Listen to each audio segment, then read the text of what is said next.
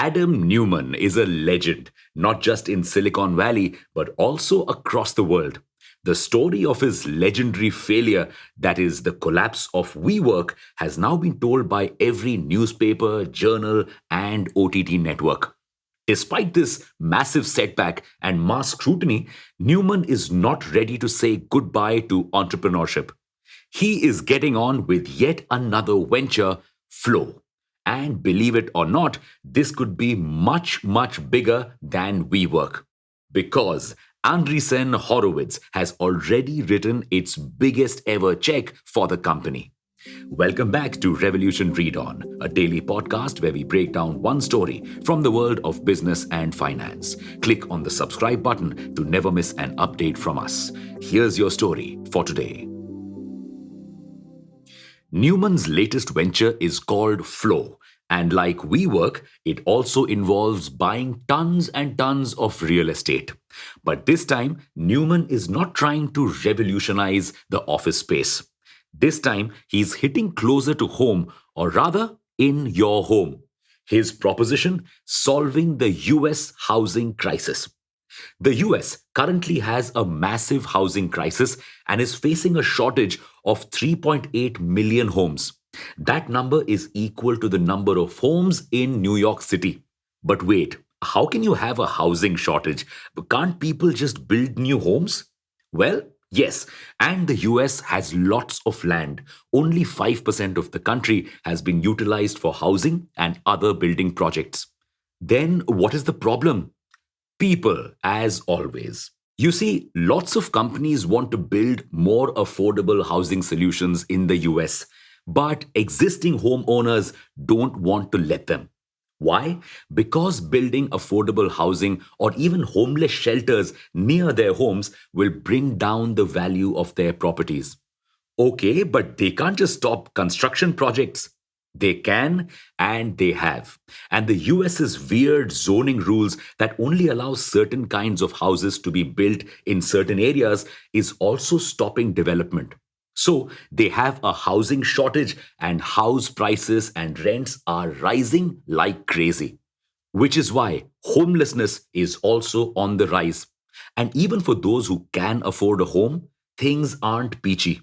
You see, high prices of homes means that buying a home is a significant investment that comes with a mortgage that Americans take years to pay off. Now, to millennials and Gen Z, this idea isn't very appealing because they want to explore job opportunities, different cities, and just not be tied down in general.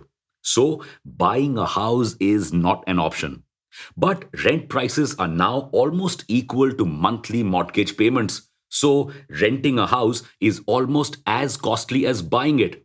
But at the end of the day, you end up with nothing. Flow is trying to solve this very problem.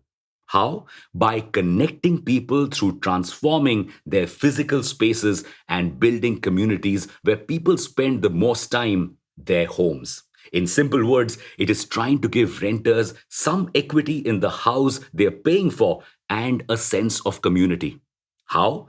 That is the question no one can answer yet. The company could create co living spaces where renters earn tokens based on the amount of rent they pay. These tokens could give them some sense of equity in the community. But hey, we're just guessing. Whatever the answer is, it must be good enough to impress Andreessen Horowitz, which has put in $350 million dollars into the project.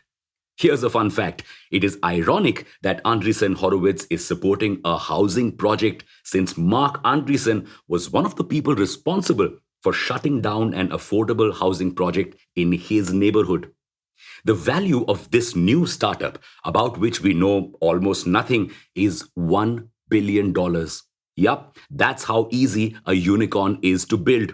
Well, second time entrepreneurs have always gotten better treatment from VCs because A, they already have connects and have made a name for themselves, and B, studies have shown that they usually perform better. Even those who've historically made blunders like Newman often find favor for reasons unknown. So, will this new startup be a hit that will redeem Newman? The signs are not that optimistic. The startup seems to be going the WeWork way so far. It is using the same fancy but confusing language to describe its business. Quote unquote, rethinking the entire value chain from the way buildings are purchased and owned to the way residents interact with their buildings to the way value is distributed among stakeholders. Here's what WeWork's mission was in the early days: elevate the world's consciousness. And much like WeWork, the startup has gained an insane valuation already without much work being put in. Plus, Newman's other startup is also not giving a lot of positive vibes. Called Flow Carbon, it aims to tokenize carbon credits on the blockchain and sell them to companies who want to bring down their carbon footprint. In essence, it is a noble idea, and adding the blockchain layer could stop the reuse of carbon credits. Carbon credits are kind of like tokens or currency. Unless companies chose to take them off the market, they technically cannot be exhausted. They can be swapped or reused again and again. But the problem in this industry is a lack of regulatory oversight, which allows the selling of poor quality carbon credits. With no one to verify how exactly these carbon credits are being earned, the addition of the blockchain makes no difference here. Plus, these tradable tokens, in essence, are just cryptocurrencies that could tank just like other meme coins, posing a major problem to the whole carbon trading ecosystem. In fact, carbon offset program Gold Standard has claimed that poorly managed tokenization of carbon credits could end up either a waste of energy or a scam. So, flow carbon doesn't seem too promising as well. But it has also received $70 million dollars in funding from Andreessen Horowitz. A lot of people are speculating that the venture capital firm has raised a lot of money from investors and is now itching to deploy it and not return it back. Yes, if VC firms don't deploy investor money in a fixed time, they have to return it, which is why it is cutting huge checks. And Newman is already on a shopping spree buying houses using these funds. Now, only time will tell whether the firm was right in investing in Newman or did it make a massive mistake like SoftBank. On that note, we end today's story. Thank you for listening to this episode. We'll be back with more tomorrow.